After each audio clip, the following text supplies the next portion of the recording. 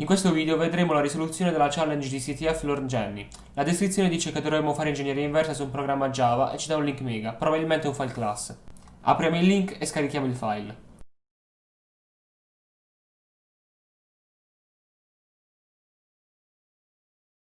Essendo un file class dobbiamo decompilarlo. Io ho usato Procyon. Per decompilarlo è molto semplice, basta avviare il file jar che è possibile scaricare sul sito e avviarlo dandogli come argomento il file. Essendo il risultato mostrato in output, lo reindirizzo in un file. Esaminiamo ora il codice. Per prima cosa vengono dichiarate delle stringhe e un vettore di byte. Nella funzione inject viene dichiarato un generatore di numeri casuali con uno specifico seme, poi decodifica una stringa in base 64 e fa un XOR di ogni byte con un numero casuale. Viene poi salvato il risultato in un file temporaneo che chiama jenny.so. Infine viene caricato nel programma con una chiamata a system.load. Nella funzione main viene chiamata la funzione inject, di cui abbiamo parlato prima, e viene preso in input un numero intero e una stringa. Il numero subisce diverse operazioni bitwise e viene poi chiamata la funzione verify key con il risultato delle operazioni. Poi viene chiamata la funzione verify con il vettore di byte serial e la stringa. Se una delle due dovesse ritornare un valore falso, il programma esce, altrimenti stampa la flag. La funzione verify key fa un XOR tra i byte del vettore serial e il byte che gli viene dato in input. E infine controlla che l'hash 256 sia uguale a una specifica hash. La funzione verify invece è nativa, quindi vuol dire che viene caricata attraverso la JNI, Java Native Interface, che vedremo dopo, e prende in input un vettore di byte e una stringa. Infine c'è un blocco statico che molto probabilmente è un errore del decompilatore, ma quello che fa è molto semplice e non fa altro che convertire quella stringa con valori esadecimali in un vettore di byte. Ora che sappiamo come funziona il programma, iniziamo a calcolare un valore valido per il pin. Sappiamo per prima cosa che viene effettuato un XOR tra i byte del vettore serial e un byte. Dopo viene calcolata la SHA-256 di esso e viene controllato che sia uguale a uno specifico valore. Possiamo dunque trovare il valore del byte attraverso un attacco di forza bruta, dato che i valori che un byte può contenere sono relativamente pochi. E poi di nuovo con un attacco di forza bruta trovare il pin. Vediamo come farlo. Ho deciso di scriverlo in Java, così da poter facilmente copiare parte di codice senza problemi di sorta. Per prima cosa vado a dichiarare le varie variabili che mi serviranno, come il vettore di byte serial, e poi vado a fare un XOR con ogni possibile valore di un byte finché la SHA-256 non è quella corretta. Trovato il valore del byte, per ogni possibile valore che un int può contenere, eseguo le operazioni bitwise effettuate dal programma, finché non ottengo il valore ottenuto prima. In realtà non esamino ogni valore, ma solo quelli da 0 a 1000, perché ci sono molte soluzioni e ne serve solo una facile da ricordare. Avviando il programma otteniamo la soluzione 520. Adesso dobbiamo esaminare la libreria dinamica che viene caricata nel programma. Per prima cosa dobbiamo ottenerla. Per ottenerla ci sono diversi modi. Quello più veloce secondo me è quello di avviare il programma su Windows in modo che dia errore quando provi a caricarla e ci dica il suo percorso. Una volta fatto la copia nella directory. Sappiamo che questo programma caricherà la funzione verify attraverso la JNI che avevo già menzionato prima, che per chi non lo dovesse sapere è un modo di interfacciare Java con C++ o C. Adesso dobbiamo capire cosa faccia, perciò decido di caricarlo in Ghidra.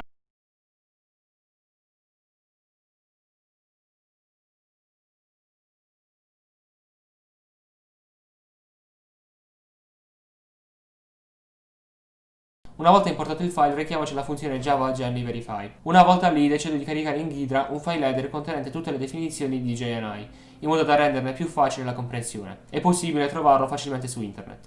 Adesso per renderlo effettivo dobbiamo cambiare la firma della funzione.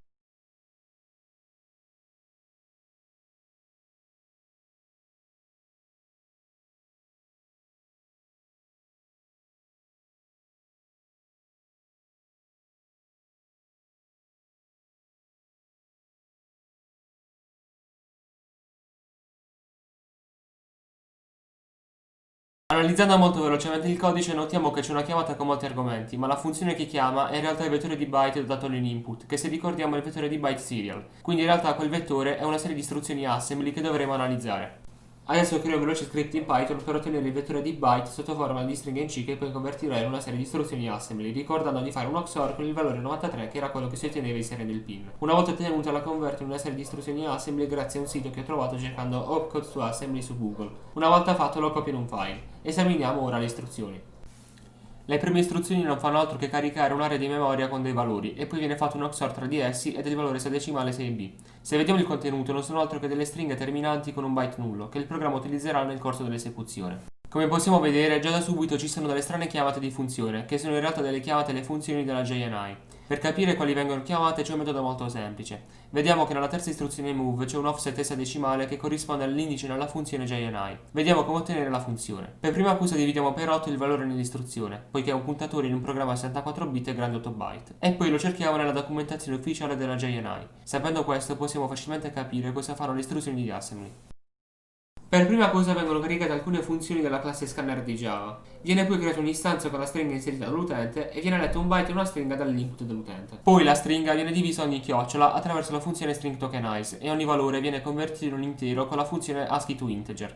Infine viene inserito in un vettore locato con la funzione malloc. Poi partendo dall'ultimo elemento fino al secondo, all'elemento precedente viene soltanto quello attuale e poi viene fatto un XOR tra il risultato e il byte letto nella stringa dell'utente. Infine su ogni elemento viene effettuata una rotate to left 5 volte e viene fatto un XOR con il valore del decimale CA, FE, BA, BE. Dopo controlla che il vettore risultante sia uguale a una specifica stringa.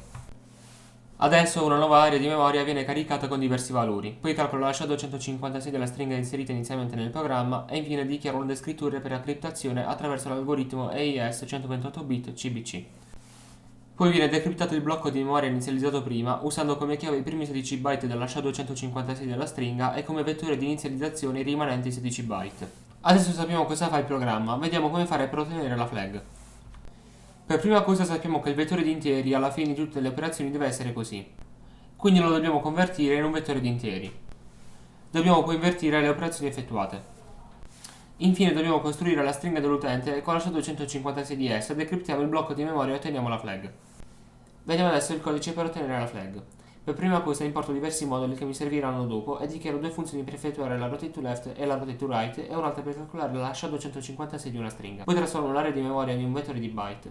In seguito converto la stringa finale in un vettore di interi ed effettuo un XOR con il valore decimale CA, FE, BA, BE e una rotate to right 5 volte. Successivamente creo due funzioni per il casting di valori in un intero, con o senza segno, a 32 bit. Creo poi una funzione per controllare che una stringa abbia solo valori stampabili e poi una funzione che provi a decriptare il blocco di memoria con una stringa e se il risultato è stampabile viene stampato a schermo. Poi per ogni possibile byte che l'utente può inserire viene calcolato il vettore di interi originale sommando l'elemento attuale a quello successivo ed effettuando l'XOR con il byte. Poi creo la stringa con il byte dell'utente e i valori del vettore separati da una chiocciola e provo a decriptare. Eseguendo il programma otteniamo la flag.